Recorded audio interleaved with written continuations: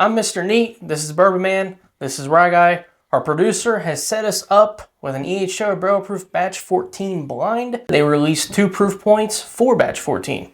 So the very first one is 127.2 proof. And the other one is 127.4 proof.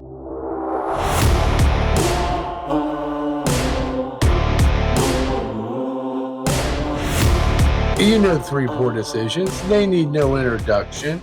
Whenever you're following along, don't forget to smash that like button, comment, subscribe, and let us know down in the comments, what is your favorite 2025 batch? Is it the 127.2 proof or is it the 127.4? So we're going to be starting on your left.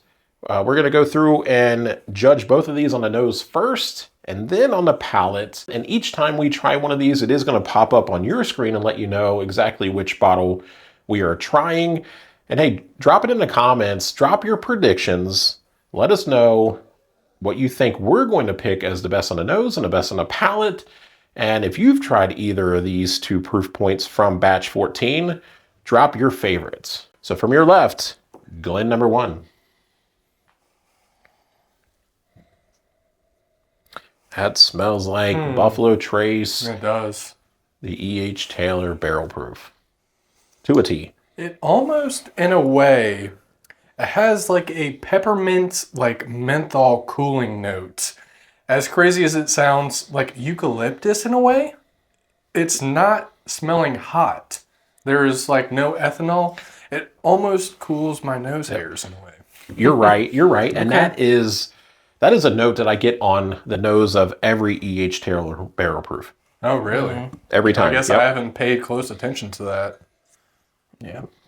And of course, there is that fruit note that is famous in everything Buffalo Trace. That's there as well. So one of these bottles was a fresh crack. It was the 127.4 proof. The 127.2 has been open now at this point for, let's just call it a couple of weeks. But whichever one this one is, this smells mighty fine. So if this is the fresh crack, boy, after just 20 minutes of airtime, this is amazing. It's like a peppermint note in a way. A little bit, yeah. Dude, that smells amazing. I don't think I've ever picked up that note before on a pour. It makes my nose feel like if I picked up a pack of mint gum Exactly. and just smelt it. Right. That's weird. I've never even picked that up on a rye before. It smells so good. There is that typical like rye mintiness, but it's a cooling like peppermint-like note. And there's not a whole lot of ethanol in this either. Like if I nose it really deep, then I do pull some that wants to burn my nose a little bit. But it's not anything crazy. No, it's not. It smells medicinal in a good way. A little chocolate and vanilla in a way. Wow, that's good. It doesn't smell young. It smells very well integrated in a way. Like the oak components are very well integrated. Yeah, it smells pretty freaking good. I mean, it's definitely viscous and oily on the glass as well. And look, we believe that this is the first year, 2025, that Buffalo Trace actually released 2 different proof points all within one batch. So that's definitely why we wanted to blind these and see if just that 0.2 of a proof point, if there's really any noticeable differences there. Glen 2 is softer. That is soft. Yeah. It's a little bit softer. It's a little bit more muted in a way. That cooling sensation is just dialed back a little bit. This is not as good as the first one. No, it's not. This is absolutely what I was hoping for. I was really hoping for this. I know. That 0.2 of a proof point, I was really hoping one of these smelled so much better, and I really hope one of them is so much better on the palate as well. Because it's not very often you find something so close in proof that differs that much. Released in the same year, Right. under the same batch 14. So do you guys believe that they did this intentionally? Wow. It's hard to think that that this wasn't an accident. Right. It is hard to believe that this would not be an accident. Because, I mean, overall, they could just blend all the components together under one proof point. So I just wonder why they would classify both of these as batch 14. Right. Why not give us a bonus batch? Right. You know what I mean? Like, it's only 0.2 of a proof off, but 14, 15, why not? You never know. It could turn into stag. 3 batches turns into 4, turns into 5. Right. We start on our left. Let's start on our left when it comes to ranking on the nose. I mean, this one is not a hard one to decide on. it's not. I absolutely am taking Glen number 1 as the best on the nose. Going back to it, yes, it is a night and day difference on the nose. It is. I can't wait until we find out what these are, because 0.2 of a proof point. How is it that much different? I know. It's almost like they are 2 different expressions in a way. I was really going into this thinking they were going to just be exact. Right. Be like, just maybe like a little different. No, this is night and day, at least on the nose. Yep. I was just thinking, it's going to be EHT barrel proof. Yep, EHT barrel proof. Right. But no, I mean, night and day difference. So, Glen 1, Glen 1, Glen 1. Yeah. On the palate. On the palate, Glen number 1.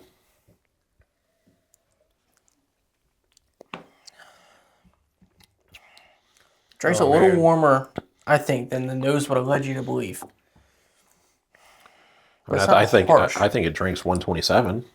Yeah. Oh, yeah. I mean, it doesn't drink overproof. No, it doesn't. I think the oak is very well integrated, just like the nose. Man, it's like a chocolate. It's like a mint chocolate chip ice cream in a way on the palate. Yeah. It's very creamy, very viscous. It has a long finish. I'm still getting notes of it. That's got the perfect level of spice on that. It's like Pop Rocks. I mean, it's just great. I mean, we all, blinded the stags. Right. I think this is elevated above all of those. And there was some basically 125, 26, 27 proof stags that had spice that would just punch you right in the mouth big time. The level of spice on this is great. It's perfect. Glen 2? Cool. Let's do it.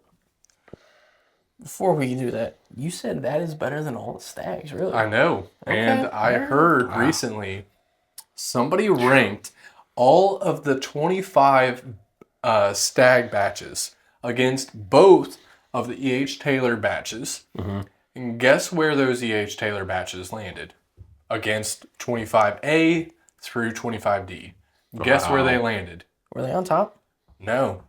They rank the E.H. Taylors in dead last compared to all of the 25 batch stags. Oh, well, that's... I don't know about all that. On the palate, just from this one sip, I think this pour right here, whatever it is a step above all of those batches. Yeah, I mean, without a doubt. It does not taste young. It does not taste like this was rushed. It's very well integrated and almost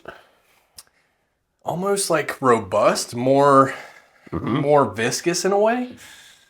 And look, not just the palate, the nose too. The nose on this is still so much better than the stags. Like I don't know how this came in last. Again, maybe besides the name, like right. A lot of people chase those stags. I think the stags are more of like a tater bottle than the EHT barrel proof. Well, I mean, so also the MSRP is a little bit different too, which I feel like the price does reflect the value that you get in these. These are a little bit harder to find, and I do agree. I think that these are a way better value than the stags. Stags do get hyped all the way up, and also I think some of the quality goes down a bit because they are batched so much compared to the E.H. Taylor, whereas they are focusing on just 1 or 2 batches a year. When they spread it out to 4, when they were originally at 3, quality goes down so that the production can go up. Going back to the nose on Glen number 2, it's almost like a lemongrass note. I just feel like Glen number 2 is a bit more muted. It almost is coming off like it is... I don't even want to say this, but it's like oxidized in a way. Like it's not opening up more. The flavors are not there. They're not pronounced compared to Glen number 1. I mean, I will say it doesn't seem as complex on a palate. No, it's not as complex. I think it drinks hotter. Really? I was gonna say it's smoother. Yeah, I agree that I think it's a little bit more on the softer side. Yeah. Well, Both good though. it's like It is good. That's both good, man. It is good, but all of those flavors seem to be conjumbled up They merge. to where, merge into one. Whereas Glen number 1, you can really pick apart each flavor note, dissect it into one category. This is just like, I don't know, it's like everything is just like conjumbled together in a way. I mean, both very good whiskeys. Oh my gosh, they're both phenomenal whiskeys. Without a doubt, but very I good think whiskey. Glen number 1 is in its own category. I mean, so it's not every time that all three of us agree on nose and palate. Oh, I know. But so Wow. far, it seems like that's where we're at. Yeah. I don't even have to go back to 1 after going to 2. Like 2 was definitely a little bit more on the softer side. Man, dude. But 1 was Just like you said, Pop Rock's effect. This is activating all of my salivary glands. It's making my mouth water. And I always tend to lean towards a pour that is not going to dry out my palate. Whenever it makes my mouth water, it activates more taste buds, I feel like. It makes me want to have another sip. This is doing everything. They already know what Glen 1 and Glen 2 is. We don't know. We took Glen 1 on the nose, and fellas, I'm taking Glen number 1 on the palate as well. Yep, night and day. Yeah. I'm Mr. Glen Dean number already had 1 his all the way. slid. Yeah, I think All right, guesses. We want to go left to right again? Oh, the guesses? man, dude. Because I mean, I would start with assume me. this is 127.4. these are so different, but they're so similar. Man, Oh God, this was that one brings forth a little more though than what I remember off my bottle. We got a gonna say- 50-50 shot, I think it's boys. 127.4 is the front runner. I think it's 127.4. I do. I agree with you two that I feel that's 127.4, and there is a noticeable difference between the two, even though there's only 0.2 of a proof point. Very noticeable difference. The results. Yep. All right. All right, drum Y'all- roll, please. Y'all know the results. We're about ready to find out what the results are. The bottle on your left, Glen number 1, was 127.4. Okay. Yep. And then, of course, 127.2 was on your right. So, did you get that right? Man, dude. Did you think that's the way that we were going to guess? I thought they were going to be pretty close, but they are night and day difference. I know. Have you tried either of these? Have you tried one of them? What's your take on them? What's your take on the bottle that you tried? Did you like it? Have you tried them both? Did you notice a difference?